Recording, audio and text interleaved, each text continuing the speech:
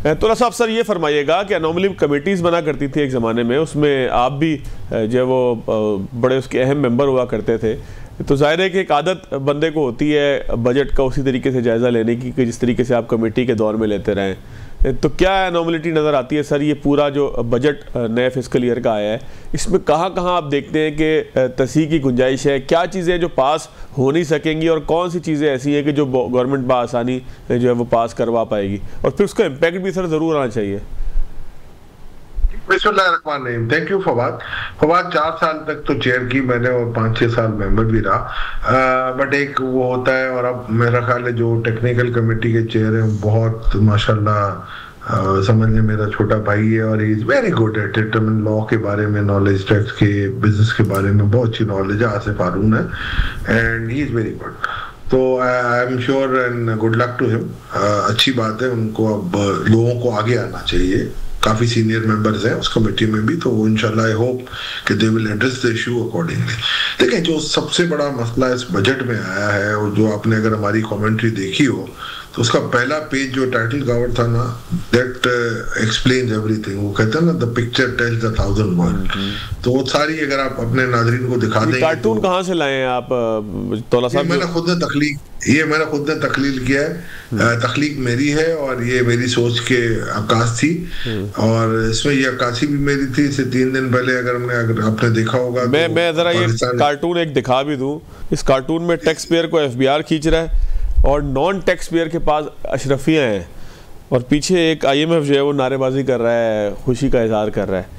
तो ये तोला साहब क्या आप समझाना चाहते थे सर इसमें? ये भी दिखा दें कि वो टैक्स पेयर ने सूट पहना था, उसके उतर गया और वो चड्डी और बनियान में। हाँ, वो जाहिर है सबको पता है टैक्स पेयर किस हाल के अंदर है पाकिस्तान में, तो वो आप अगर एक्सप्लेन नहीं करेंगे तो लोग समझ जाएंगे चड्डी बनियान इसका कहाँ गया। हरासमेंट हो रही है, कंप्लायंस भी कर रहा है, एडवांसेस भी दे रहा है, हरासमेंट भी इसके साथ हो रही है, ठीक है ना?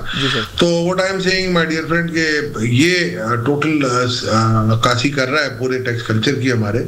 देखिए, सबसे बड़ा मसला ये है कि आप टैक्स पेयर को, ये आप कोई क्रिमिनल लॉ नहीं है, ये सिविल लॉ है। बिल्कुल। अब आप ये कहते हैं कि जी कि अब टैक्स पेयर को बुलाएंगे, वो असिस्टेंट कमिश्नर भी होगा या डिप्टी कमिश्नर भी होगा, कभी कभी ऐसा होगा कमिश्नर ना भी मिले या चीफ कमिश्नर ना भी मिले, तो वो उसको अरेस्ट कर सकता है, बाद में बता देगा किस वजह से कि वो भाग रहा था, ठीक है ना जी? एक तो ये बहुत बड़ा मेरा ख्याल है अनोमली, और मतलब वो टैक्स दे भी रहा है और वो उसके भागने के चांसेस भी हैं माशाल्लाह। जी जी जी जी। अच्छा, अब जो नहीं दे रहा उसके लिए कोई नहीं है। दूसरा, जो पावर उन्होंने इस किस्म के पावर रखे हैं ना अरेस्ट करने के, दूसरा एक और पावर जो उन्होंने किया, जिसपे कल इंस्टीट्यूट ऑफ चार्टर्ड अकाउंटेंट भी मेरा ख्याल लेटर लिख रहा है कि ऑडिट पे ऑडिट नहीं हो सकता, वो एक रेगुलेटर है, और इंस्टीट्यूट जो है वो रीजनेबल एश्योरेंस देता है हमारे मेंबर्स। ये जो चाह रहे हैं फॉरेंसिक ऑडिट चाह रहे हैं, तो हम उनसे यही रिक्वेस्ट करेंगे जी, आप अपना एक सेटअप है, आप उस सेटअप से यूज करें। अगर किसी फॉर्म ने कोई मिसकंडक्ट किया तो आप ICAP को बताएं, ICAP का एक पूरा मैकेनिज्म है, we will take care of it. लेकिन थोड़ा सा इसके पीछे सोच क्या है? ये जो ऑडिट के ऊपर एक ऑडिटर है, मतलब क्या सोच है? क्या टैक्स फर्म्स जो है वो जाहिर है आप ये आप पैसे निकालने हैं सर आपसे? सर ये पैसा, ये सवाल वैसे कॉन्फ्लिक्ट ऑफ इंटरेस्ट वाला है आपका, आपकी खुद टैक्स एक फर्म है। मेरी खुद की प्रैक्टिस नहीं है, मैं प्रैक्टिस नहीं करता, ना मेरी ऑडिट है, तो ये भूल जाए आप कि मेरी कोई, और वो भी सिर्फ उन्होंने कंपनीज पे किया होगा, और companies making account under companies act, तो इसके अलावा जो पार्टनरशिप्स हैं या सोल प्रोप्राइटर इनके पास जाते हैं उनके लिए कुछ नहीं है। नहीं सर, बेज़ाब्तियां हैं वैसे उधर? देखिए, बेज़ाब्ते तरीके से आप नहीं कह सकते, एक मैकेनिज्म होता है, एक हमारे पास जो इंफॉर्मेशन आती है ना, ये बहुत पुरानी कहावत है कि auditor is a watch dog not a blood hound. तो हम रीजनेबल एश्योरेंस देते हैं, हम कोई एब्सोल्यूट एश्योरेंस नहीं दे रहे कि जी ये लिमिटेड कैपेसिटी एश्योरेंस होती है हमारी, तो चले उसको तो छोड़ दें। एक और उन्होंने काम किया इनएलिजिबल पर्सन का, कि आपके पास अगर प्रॉपर्टी लेनी है और अगर आपके वेल्थ स्टेटमेंट में आपके पास इतने पैसे नहीं है, जैसे 1 करोड़ 30 लाख की आपको प्रॉपर्टी लेनी हो, और अगर आपके पास 1 करोड़ रुपए हैं तो आप वो प्रॉपर्टी ले सकते हैं, वो भी कमिश्नर की ईमा पे, ठीक है जी? तो मैं क्या हर दफा प्रॉपर्टी लेने से पहले पूछने के लिए जाऊंगा? जी जी जी बिल्कुल, आपको इस कोई कैप है या वो ओपन है? ये आप जब जाएंगे तो चाय भी पिलाएंगे आप, अभी वो रेट है ना, नोटिफाई होंगे, ठीक है ना? और ये इस किस्म के जो पावर है ना, ये मेरा ख्याल है खुली फ्रस्ट्रेशन नजर आ रही है। अच्छा तो साहब इसमें एक वजाहत देखिए, ये पब्लिक से रेलिवेंट एक बात है। देखिए मैंने प्रॉपर्टी लेनी है, 2 करोड़ रुपए उसकी मालियत है एफबीआर की, और मैं उस प्रॉपर्टी को लेने के लिए मेरे पास अपने 1 करोड़ रुपए हैं, और 1 करोड़ रुपए मैंने आपसे रिक्वेस्ट की तो साहब मुझे कोई 6 महीने के लिए, साल के लिए, 2 साल के लिए लोन दे दीजिए। कुछ मैंने और दोस्तों से रिक्वेस्ट की, कुछ मैंने अपने रिश्तेदारों से रिक्वेस्ट की, तो इस तरीके से मैंने 2 करोड़ रुपए पूरे करके वो प्रॉपर्टी बाय कर ली। तो एलिजिबिलिटी कैसे मुझे जो है वो डिफाइन होगी कि आपको बताना पड़ेगा कि जी अशफाक तोला साहब से मैंने 30 लाख लिए, अजमल साहब से 50 लाख लिए, इस तरीके से 2 करोड़ रुपए की प्रॉपर्टी थी, करोड़ मेरे पास है, ये इनके बैंक अकाउंटों से मेरे बैंक अकाउंट में पैसे आए हैं और अब मैं एलिजिबल हो गया। तो ये इसका मैकेनिज्म आएगा और उसकी भी अमाउंट भी आनी है। देखिए ये पहले एक अमेंडमेंट एक्ट आया था, प्रोपोज अमेंडमेंट एक्ट आया था, जिसमें बड़ी ठीक ठाक लेदे हुई थी, और इसमें एक सब कमेटी बनी थी जिसको मैं भी इसका पार्ट था। मैं भी तो मैंने भी इनको यही एडवाइस किया, मेरे हिसाब से कोई ज्यादा प्रॉपर्टियां नहीं है। अगर वो एक थ्रेशोल्ड तय करना चाह रहे हैं जो उस वक्त हमें बताया गया था, मैं रिवील नहीं कर सकता, तो उसमें उस वक्त जो उन्होंने बताया था मेरे हिसाब से कोई इतना बड़ा क्वांटम नहीं है। और ये चीज आप अपने आर्टिफिशियल इंटेलिजेंस से कर सकते हैं। इसकी वजह मैं आपको बताता हूँ। जैसे फवाद ने अगर एक प्रॉपर्टी बाय की ना, तो उसका एक बायर का टैक्स लगता है। वो जब टैक्स लगेगा तो उसका चालान बनेगा, उसमें आपका CNIC नंबर होगा। ठीक है।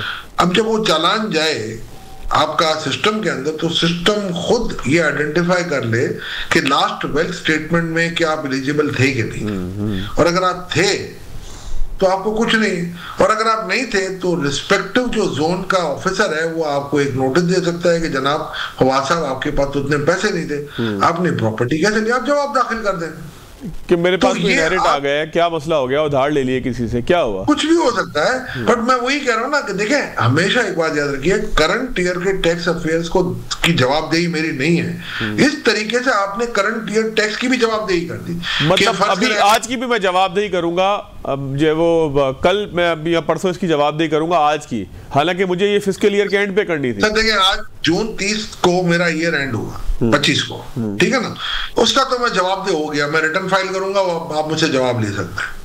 बट अगर मैं 25 में प्रॉपर्टी नवंबर में ले रहा हूं, तो आप वो अगले टैक्स ईयर से रिलेटेड है, तो आप उसकी जवाबदेही क्यों ले रहे हैं मुझसे? मेरा ये सवाल।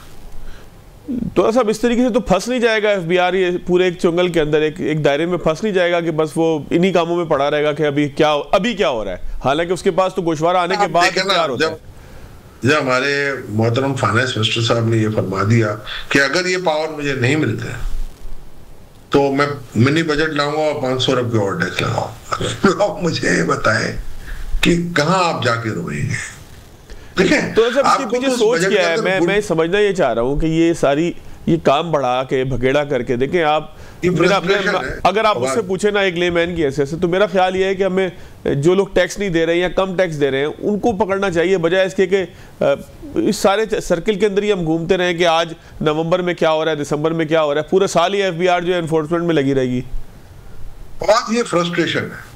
जो पिछले साल के जो आपके बजट आपने जो टारगेट रखे थे 12,920, ठीक है ना जी, वो आपने कम कराए 600, 12,600, फिर 12,330। अब आप एक्चुअली खुद कंसीड करके बजट डॉक्यूमेंट में कि 11,900 से ऊपर मैं नहीं कर सकता। तो ये 1,020 अरब की सुबकी है अभी तक, ये एक बहुत बड़ी फ्रस्ट्रेशन। अच्छा, ये जो 2-3 बातें आप बता रहे हैं तोला साहब, एक ये कि किसी को आप जाके पकड़ लेंगे अगर उसे जो है वो टैक्स के अंदर कोई बेज़ाब्तगी उसके सामने आ रही है, लॉ फर्म्स को आप जो है वो, जो लॉ फर्म्स कह रहा हूँ, ऑडिट फर्म्स को आप जो है वो पकड़ना शुरू कर देंगे। फिर तीसरा आप ये बता रहे हैं पकड़ सकते, उनको पकड़ेंगे नहीं, मतलब जो भी करेंगे सर उनके साथ नेगोशिएशन करेंगे, वो जब करेंगे जब देखें, एक बात सुने, हर चीज का एफबीआर आपकी एक रेगुलेटर है to the extent of tax की रेगुलेशन कर ले, ठीक है जी, असेंबली करती है वैसे तो, चलो उनके पास भी पावर है कि SRO के थ्रू, ऑर्डर जनरल ऑर्डर्स के थ्रू ये दे सकते हैं। SECP एक कंट्रोलिंग अथॉरिटी है कंपनीज की, कि जो कंपनीज के अफेयर्स को देखती है। स्टेट बैंक एक मॉनेटरी अथॉरिटी, इसी तरीके से institute of chartered accountants of Pakistan audit profession का, प्रोफेशनल अकाउंटेंट का रेगुलेटर है। तो आप उस रेगुलेटर को बाईपास करके एक एओबी को एक नई इमारत का, उनका ये फंक्शन ही नहीं है। उनके कानून में जो चीज दी हुई है उस पे वो पूरे नहीं उतरता जो ये क्लॉज अमेंडमेंट करना चाह रहे हैं, और उस कानून में मनी बिल के तहत अब अमेंडमेंट नहीं कर सकते। अच्छा तोला साहब, ये 3-4 चीजें जो अभी तक मेरी आपकी डिस्कशन हुई है, मैं समझना ही चाह रहा हूँ कि क्या ये हम कोई अछूता किस्म का कानून ला रहे हैं या दुनिया में कहीं इसकी नजीर मिलती है, कोई प्रेसिडेंट मिलती है इसकी? नहीं, मेरी 40 ज्यूरिसडिक्शन मैंने तो अभी तक पढ़ी है, 41 शायद अब हो गई है, मुझे नहीं मिली। बट अगर देखिए आप, मैं ये नहीं कहता फ्रॉड को तो पकड़े, मैं खुद आपके साथ खड़ा हूं, मगर आप एक अपना चेक भी रखें। आप मुझे बताएं, आपने इतने सारे अफसर घर बिठा दिए, उनसे क्या निकला? क्या निकला उनसे? और अब आप बता दें क्या चोरी कमी हुई है, क्या एडवांसेस में कमी आई है? हमारी तो ये इतलात है, मिनिस्टरों की मीटिंग में ये बातें हो रही हैं कि यार आप एडवांस ले लेके कब तक मारोगे, और यहाँ ये बताया जाता है कि ये नेशनल टेस्ट में मुझे एडवांस लेना है। तो क्या ये कौन सा तरीका कार है? अगर से काम नहीं होता तो मैं छोड़ दूंगा, तो अगर नहीं होता तो आप छोड़ दें।